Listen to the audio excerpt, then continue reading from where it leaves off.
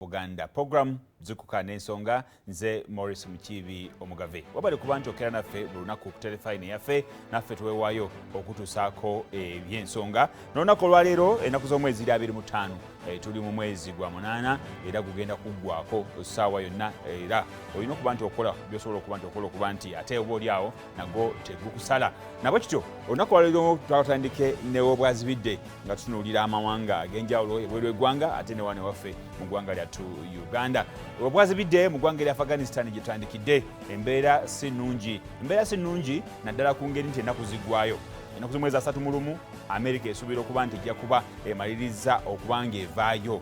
Naye mu kuvaayo tevuddeyo yokka nti ejjayo magye gaayo bantu bangi abaagala okudduka eggwanga erya Afghanistan obutamanya kiddako olw'ensonga nti Abataliban bo bamaze okuwamba obuyinza era bakyali mu nteeseganya okulaba nti batwala obukulembeze. Ebimu ku bivaayo ku ssaawa ya leero kati abakyala bw'obanga obadde mukyala ng'okolera mu ggwanga erya Afghanistan bagambye ogira okyali waka nga tovuddeewo kugenda kutambula kugenda ku mulimo kubanga amateeka g'Abafghanistan gano naddala aga shariya mazibu nnyombo eri abakyala era abakyala abasinga obungi bali mu kweraliikirira kati abasinga bali waka teri kufuluma beera waka paka ng'oba oli awo embeereze mu nteeko awo nno ojja kuvaayo osobole okutambula ogende naye eno nkimanya nti embeera ebaddewo luli nga Abamerika bali wamu ne gavumenti y'abanaffe Abafghanistan abadde bafuga ate kati si yeemu kuba kati abakulembera eggwanga eryo Batalibani ate bo olina okugobera amateeka gaabwe bw'obeera mukyala kaakati awo ensonga ziri nti abakyala abasinga obungi babagambye mu ggwanga erya Afghanistan mugirenga muli waka ng'ebintu ebitereera. Ensonga ey'okubiri ennaku zigwayo 31 Amerika ensalesa gye yawa naye abamu bagamba nti kizibu nnyo okutuukiriza nsalesala eyo olw'ensonga nti kakati omulimu ogwali ogw'okuggyayo obujja abasirikale okuva mu ggwanga erya Amerika kati gwafuuse munene si basirikale bokka ni n'abantu abalala ba bulijjo abeetaaga okudduka eggwanga eryo nga tebamanyi kiddako nabo beetaaga okuyambibwa okuvaayo. Mawanga mangi gagezezaako naye weetaagisa obukuumi obw'enjawulo naddala obukuumi oba oli awo bw'ogamba nti bw'abasirikale okusobola okuyamba abantu bo okuva mu ggwanga eryo. Waliwo amagye ennyonyi ezimu ezakubiddwa actually bagamba ennyonyi oba yaba Ukraine actually yegezaako okufuluma okuva mu ggwanga erya Afghanistan mbweddusa abantu baayo naye ogenda okwesiŋŋaana ng'embeera nzibu nnyo. E Kabul kyoyinza okuyita oba ekibuga ekikulu kakati embeera eriyo yeyokulaba nti buli asobola okudduka awo waali era bagezaako okukuuma oba okukyetooloola okulaba nti ennyonyi ebuuka mirembe okuva mu ggwanga eryo okutwala abantu okugenda bitundu eby'enjawulo. Nagambye nti amawanga mangi agageza kujjayo abantu baago. Uganda tetunaba tetumanyi nteekateeka ki gye tulina okulaba nti bannayuganda abali mu ggwanga erya Afghanistan oba oli awo bayambibwa okusobola okulaba nti bawona ekibambulira ekiri mu ggwanga eyo. Kati embeera bwetyo bweri abantu abafulumye abagamba nti tulinda okulaba tutambula tutya okuva wano okugenda ewalala abalala bagamba nti newaka tutyayo katwekuŋŋaanya ntubako tubeera nga tuli bangi tulabe bwe tuyinza okusavaivinga. Abalala bagamba nti abasirikale temutuleka eno kuba munnange naffe tuli bubi.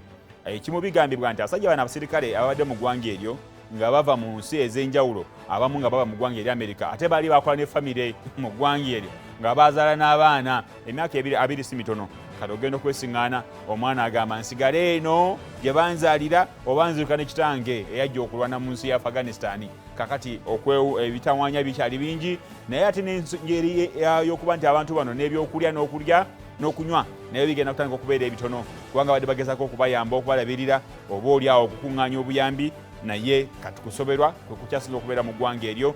Ate bw'otunya ekifo mwe bali abantu abo waliwo engeri y'omugga n'amazzi n'ebirala. Embeera kati enkuba etonnya ebizimbe ebimu byamaze okukubwa abantu balinayo badda so embeera si nnyangu nnyo mu ggwanga erya Afghanistan twongera okubasabira. Biden yabadde mu kafubo ne Prime Minister Boris Johnson owa UK nga babako ensonga zebagazako okutunuulira. UK ngegamba teyinza kusigalayo yokka mu Kabul nga yeyamba abantu abo yeetaaga obuyambi bw'eggwanga erya Amerika. Amerika egamba 31 tulina okuva mu ggwanga lino twabawa ensimbi nnyingi nnyo nga tubalabirira ne tutendeka amagye gaabwe ne tufuba okulaba nti oba oli awo bayinza okwerwanako bakyaganye. Ate mu ggwanga erya Amerika nti n'okuvaayo nti ogende osabe obuyambi oyinge butereevu mu ggwanga erya Amerika bagenda kugira bano abasajja babeera mu Mexico gye bajja okuva nga bamaze okuprocess zaabwe zonna ez'okubayingiza mu ggwanga erya Amerika bwe baba basazeewo okubayingiza nazo nga zigenze maaso n'okuba nti zikolebwako. So embeera si nnyangu nnyo dduka gyali weewaawo bo abasajja bali mu kujaganya abatalibani abawangudde olutalo bo bagamba nti baluwangudde oluvannyuma lw'okulwana nga bali bokka tebalina gwe bakuba oba nga tewalina omu abaddiza ne bawamba ebibuga bye bawambye bagamba nti kakati yesaawa eggwanga lyabwe okuddamu okutereera yesaawa okuddamu beekulembera eggwanga lyabwe eryo erya Afghanistan nga tebalina muntu yenna agenda maaso nakubalumba weewaawo bagenda maaso n'okuteeka mu nkola endagaano gye bakkiriza nti bakola n'Amerika okulaba nga tebagenda kulumba Amerika yonna oba oliawo n'abantu bonna abakolagana nayo bo bagamba nti eggwanga lyabwe lye bagenda okuba nga bafuga era nga baagala litambulire ku nkola eya shariya. Abamu bagamba enkola ya shariya simbi, abalala bagamba nti oba oliawo erinamu okutyoboola eddembe ly'obuntu naddala okutunulya abakyala ng'aba wansi oba oliawo n'okubalemesa okukola ebyo bye basuubira nti biri mu ddembe lyabwe. Embeera bwetyo bweri mu ggwanga erya Afghanistan. Bwe tuva mu ggwanga erya Afghanistan tugendeko mu ggwanga erya Amerika naddala nga tutunuulira embeera ya COVID-19 nga bweri. Embeera ya COVID-19 mugijjukira mwenna nti bwe yajja abantu mu mawanga ag'enjawulo bafuna okusoomozebwa okw'enjawulo.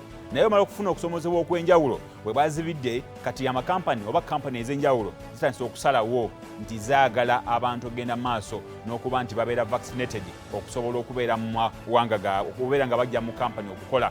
Ekampani emu ye Goldman Sachs eyo investment banka yagambye nti ffe tusazeewo okutandika n'omwezi ogw'omusanvu omukozi yenna okutandika n'omwezi ogw'omwenda nnaku z'omwezi musanvu omukozi yenna agenda okuba ng'ayingira wano kobeere kasitoma oteeka okuba ng'omaze butereevu okufuna empiso oba vaccine ezo ebbiri ezoogerwako oba ezikirizibwa. Atannaba kuba nti ogenda maaso n'okuzifuna bagamba togenda kukkirizibwa kukola ojja kusigala ng'okolera ewaka. Wabaddewo obuzibu mu mateeka nga tolina ngeri gy'oyinza gambamu muntu nti lwampaka togenda kukola singa oba togemeddwa. Naye bo bagambye nti bo bakisazeewo teri muntu agenda kuyingira kizimbe kyabwe, kuyingira restauranti zaabwe, kuyingira ofisi zaabwe, eŋŋamba ezo eza banka eyo eya Goldman Sachs okuggyako ng'omaze okugemwa butereevu. Amasomero gadde gakisalawo agasinga obungi ng'abaana okugenda okusoma oteeka okuba nga butereevu omaze okuba nti ogemebwa. Abamu nga bakisazeewo nti oba oliawo n'abasomesa okuba nti teekateeka y'emu ne waffe wano Uganda embeera y'emu, naye bano bagambye nti bo basazeewo. Weewaawo bakompyuta baabwe bagambye nti nedda kyabwewussa okugamba omukozi nti olina kuba nga bamaze okugema empiso zonna, naye ng'ate wabweru omukozi gy'atambulira mu restauranti oba mu bitundu ebirala eby'enjawulo ate yo tewali nteekateeka eyo.